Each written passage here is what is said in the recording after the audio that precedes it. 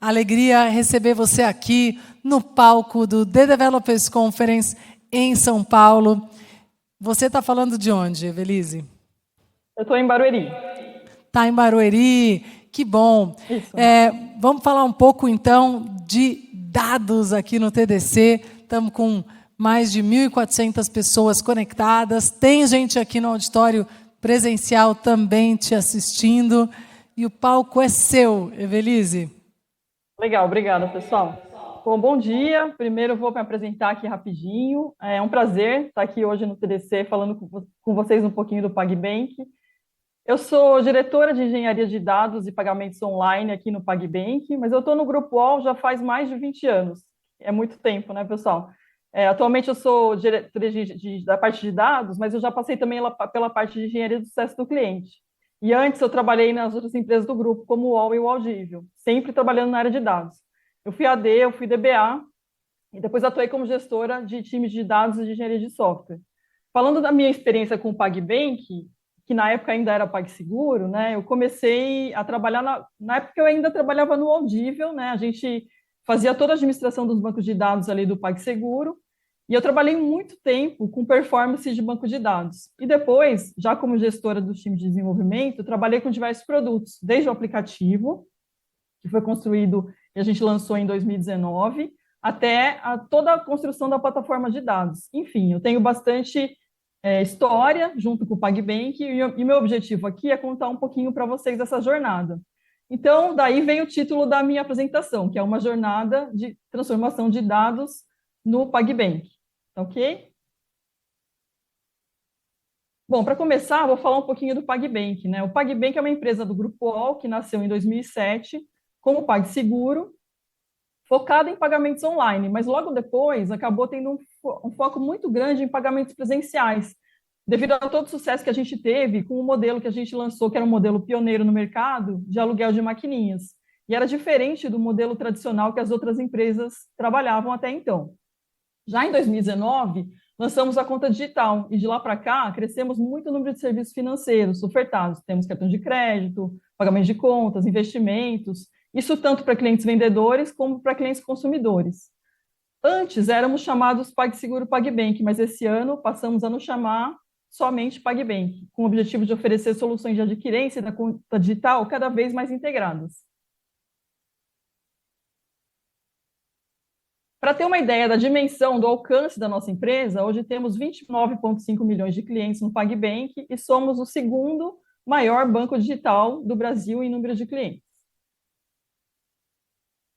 Bom, para cuidar de todo esse leque de serviços, né, super amplo que eu acabei comentando com vocês, eu trouxe aqui alguns grandes números de engenharia para vocês terem uma ideia do que é a nossa estrutura.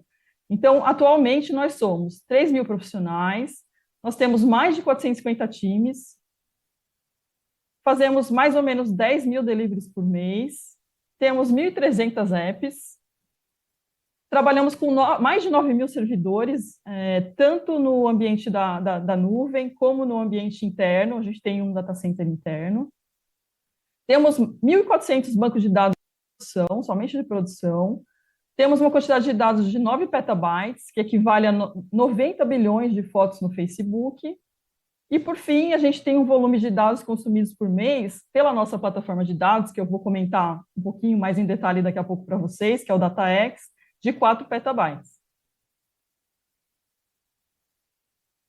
Agora, entrando um pouquinho no tema da minha apresentação, meu objetivo é contar um pouco de como se deu a evolução da nossa arquitetura de dados. Esse slide aqui, ele mostra a evolução, né, as fases da arquitetura de software e como cada fase influenciou na arquitetura de dados. Então, eu dividi a história em 3 períodos aqui. Um período de 2006 até 2013, onde a gente tinha um código monolito. Depois, um período de 2014 a 2017, onde começaram os problemas com o código do monolito e a gente teve que partir para uma arquitetura de microserviços. E, por fim, um período de 2018 para frente, que a gente começou a encontrar soluções para lidar com os nossos problemas. Então, eu vou voltar um pouquinho aqui para a gente focar em cada período, vou falar com um pouquinho mais de detalhe de cada período aqui. Bom, lá em 2006, a gente comprou uma empresa que chamava BRPay. Essa empresa passou a se chamar PagSeguro em 2007 e o código, né, tinha sido desenvolvido em ASP.NET. Em 2008, a empresa decidiu fazer um projeto para reescrita desse código em Java, que era a linguagem utilizada pelo UOL na época, né? Essa nova versão da aplicação entrou em produção em 2009. Era uma aplicação monolítica e foi desenvolvida por um time de 12 pessoas aproximadamente. Já do lado de dados, o que a gente tinha em termos de ambiente aqui nessa época? A gente tinha somente um banco de dados transacional e um banco de dados réplica. Esse banco de dados réplica, ele foi criado para justamente dividir a carga com o banco de dados de produção devido à carga que os nossos ETLs geravam em cima do banco de produção. Ele foi criado através de materiais de views, né? Quem trabalha com banco conhece a tecnologia, mas essa tecnologia dava muito problema, então a gente tinha uma série de atrasos que influenciavam na carga do nosso DW da época, que era o SAP HANA. Bom, passando aqui para o próximo período, a gente viu que com o crescimento do negócio, né, o que aconteceu? A empresa começou a crescer muito o número de times e teve que criar um processo de desenvolvimento que possibilitasse que esses times trabalhassem na mesma base de código. Esse processo até funcionou por um tempo, mas depois de muito tempo, esse monolito acabou virando um problema bem maior para nós. Além disso, a gente começou a ter muito problema de performance, né? Então, as queries que a gente rodava no banco de produção, algumas eram super pesadas, elas faziam busca por range de datas, né? E acabavam gerando muito problema de disponibilidade, inclusive no banco de produção, e afetavam muito o nosso cliente final. Então, assim, os clientes, quando acessavam o nosso iBanking, que tinham que fazer buscas de períodos, né, por datas ali nas nossas transações, a gente acabava tendo muito problema de disponibilidade. Então, em função desses dois motivos que eu comentei, lá pelo ano de 2015, a gente decidiu que seria necessário partir para um modelo de microserviços, pois o monolito da empresa não iria suportar a evolução do negócio, né?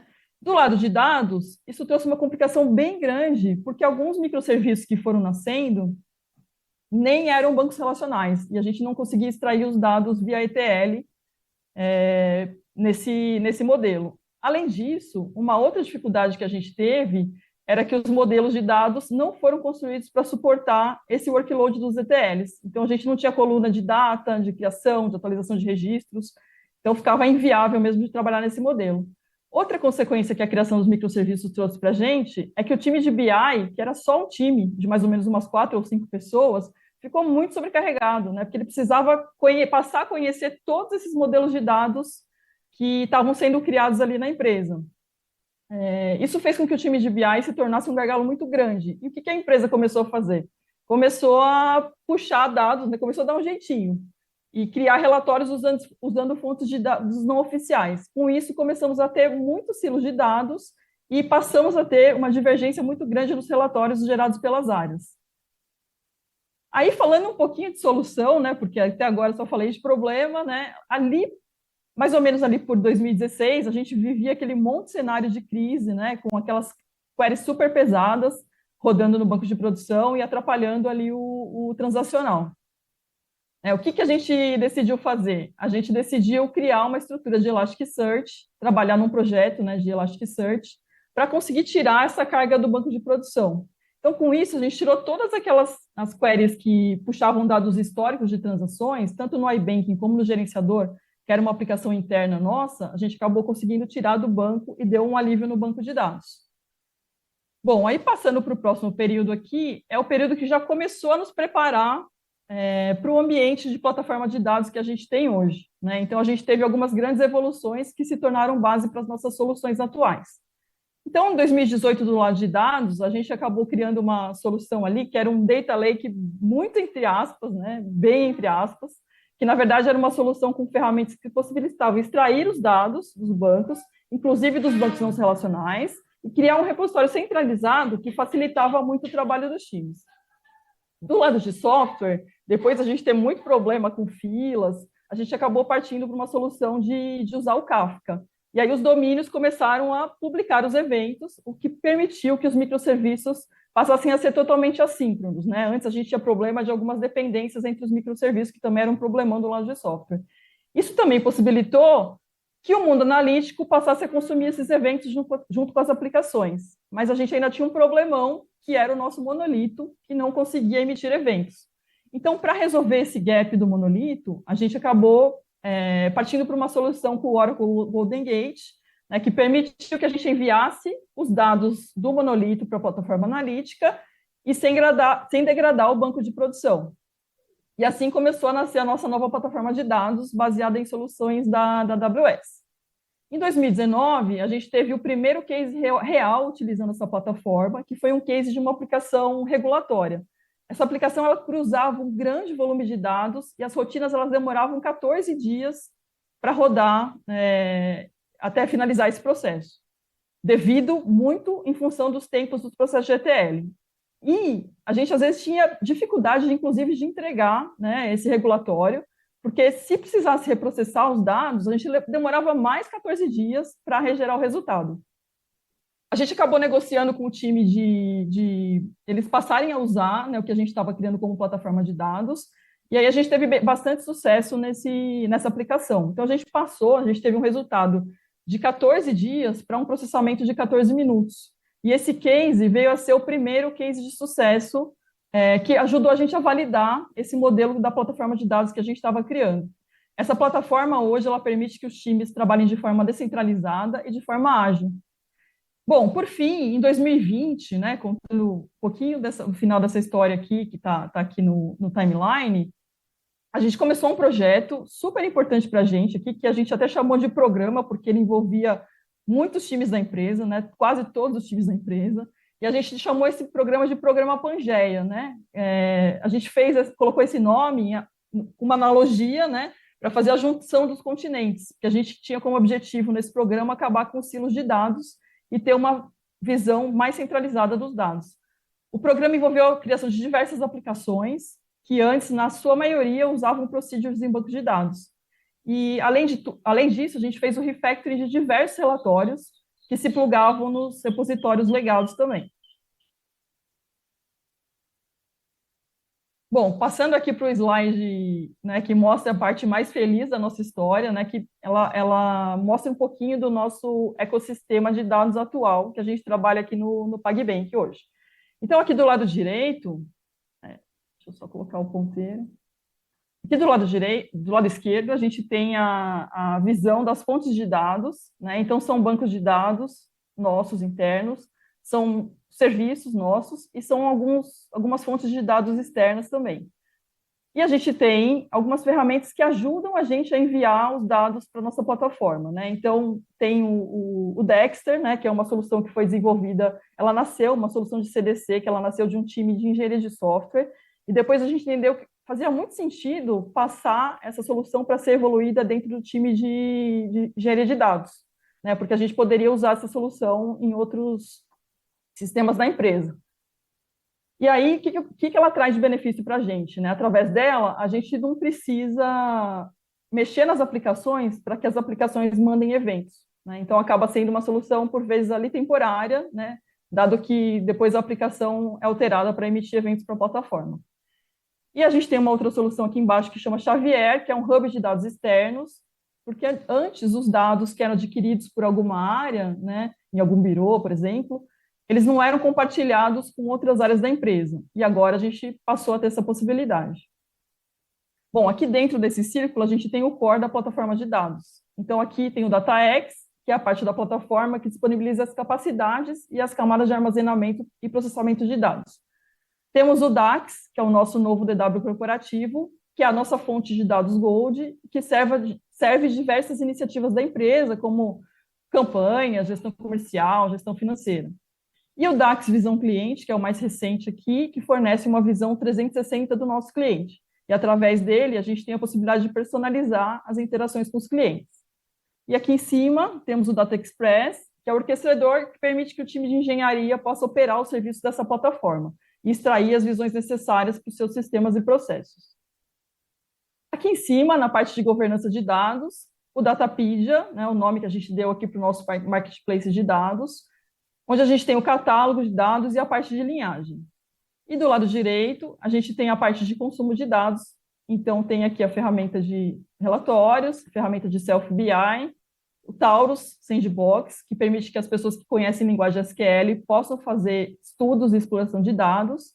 E, por fim, a nossa plataforma de Machine Learning, que a gente chamou de Sofia, que trouxe muitos benefícios para a gente. Antes dela, o cientista precisava trabalhava na sua máquina local, e a gente tinha vários problemas de segurança e de escala por causa disso. Com a plataforma, o cientista pôde passar a trazer os dados para o ambiente de sandbox e desenvolver o seu modelo e entregar o modelo em produção. Dessa forma, o modelo pode ser utilizado pelo nosso ecossistema de software.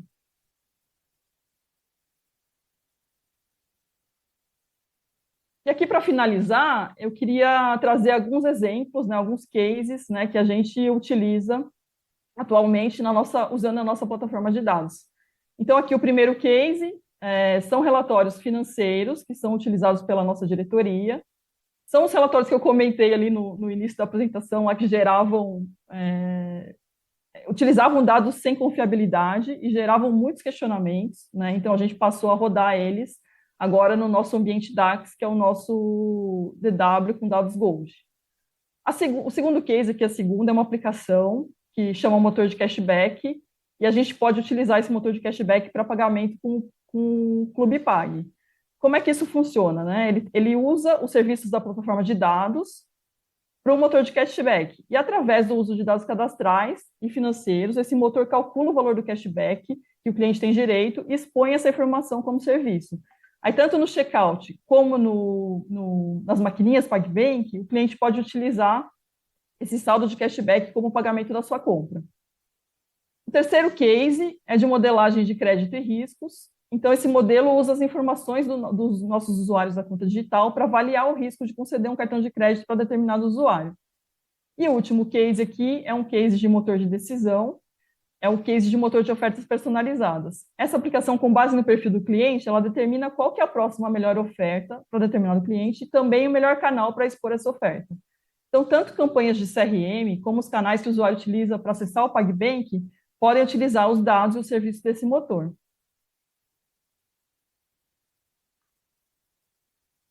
Bom, pessoal, então é isso que eu queria mostrar aqui para vocês e compartilhar um pouquinho hoje com vocês. Eu espero que eu tenha conseguido passar um pouquinho do histórico, né, dessa nossa jornada. A gente tem diversas outras palestras hoje acontecendo aqui no TDC, e espero que vocês apareçam para conhecer um pouco o trabalho dos times. Muito obrigada, foi um prazer participar hoje dessa edição do TDC e falar um pouquinho da nossa empresa, falar um pouquinho do PagBank.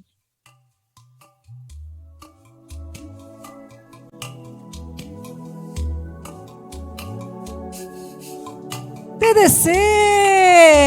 Curtimos um pouco de dados com o PagBank. Quero agradecer você pela sua compartilhar o conhecimento aqui com a nossa audiência.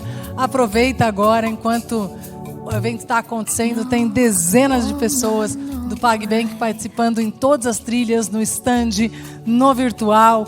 O mais importante do TDC são as pessoas. Se você quer continuar essa conversa, tem muita gente do Pag, do UOL, de todas as empresas do grupo. Muito obrigada, minha querida.